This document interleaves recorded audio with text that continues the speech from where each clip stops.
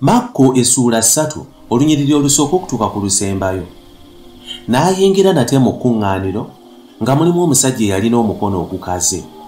Ne bamutunuulira nnyo okulaba obanga anaawonyeza ku lunaku olwa Ssabbiiti balyoke bamuwawaabire. Awo Yesu n'agamba omusajja eyalina omukono ogukaze nti, "Yimirira wakati awo." Awo n'abagamba nti, "Kikkirizibwa okukola ekirungi ku Ssabbiiti oba okukola obubi? Kuwonya bulamu oba kutta?" Naye ne basirika busirisi. Bwe yabeetoolooza amaaso n'obusungu, ng'anakuwadde olw'obukakanyavu bw'emitima gyabwe, n'agamba omusajja nti, "Golola omukono gwo." N'agugolola, omukono gwe ne guwona. Amangu ago Abafalisaayo ne bafuluma ne bateesa n'Abakerodiyaani ku ye nga bwe banaamuzikiriza. Awo Yesu n'abayigirizwa be ne bagenda ku nnyanja. Ekibiina kinene ekyava e Ggaliraaya ne kimugoberera, era n'abalala ne bava mu Buyudaaya, ne Yerusaalemi ne Idumaaya n'emitala wa Yoludaani, n'okwetooloola Ttuulo ne Sidoni. Ekibiina kinene bwe baawulira bye yakola ne bajja gy'ali. N'agamba abayigirizwa be bamusembereze eryato limubeerenga kumpi, ekibiina kireme okumunyigiriza, kubanga yawonya bangi, ne bonna abaalina endwadde baali beenyigiriza bamukwateko bawonyezebwe. Era emyoyo emibi buli lwe gyamulabanga ne gigwa mu maaso ge ne gikaaba nga gigamba nti, "Ggwe Mwana wa Katonda."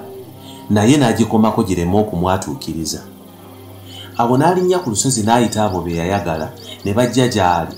N'alondamu 12 okubeeranga awamu naye, era abatumenga okubuulira n'okuba n'obuyinza okugobanga emizimu. Yalonda Simyoni n'amutuuma erinnya Peetero, ne Yakobo omwana wa Zebedaayo ne Yokaana muganda wa Yakobo.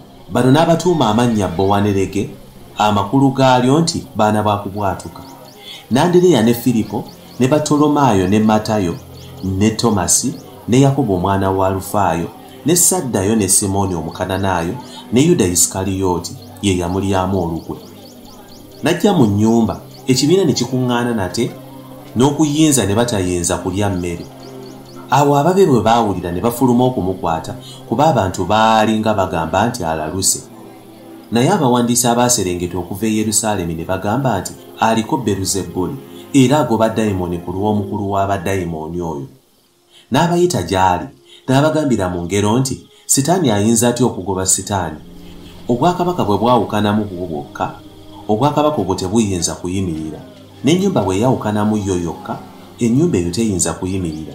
Era obanga Sitaani yeegolokokeddeko ye yekka, n'ayawukanamu tayinza kuyimirira, wabula aba yeezikirizza yekka. Naye tewali muntu ayinza okuyingira mu nnyumba y'omuntu ow'amaanyi okunyaga ebintu bye, nga tasoose kusiba oyo ow'amaanyi, n'alyoka anyaga ennyumba ye.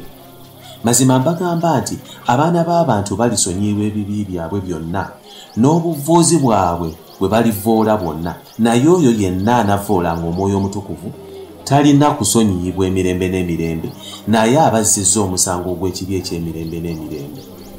Yesu n'ayogera bw'ati kubanga baayogera nti aliko omwoyo omubi. Awo nnyina ne baganda be ne bajja, ne bamutumira ne bamuyita nga bayimiridde wabweru. N'ekibiina kyali kitudde nga bamwetoolodde, ne bamugamba nti, "Nnyoko ne baganda bo bali wabweru baagala okukulaba." N'abaddamu ng'agamba nti, "Ani mmange ne baganda bange be baani?" Awo ne yeetoolooza amaaso ku baali batudde enjuuyi zonna nga bamwetoolodde n'agamba nti, "Laba mmange ne baganda bange. Kubanga buli muntu yenna akolanga Katonda by'ayagala, oyo ye muganda wange, ye mwannyinaze, ye mmange."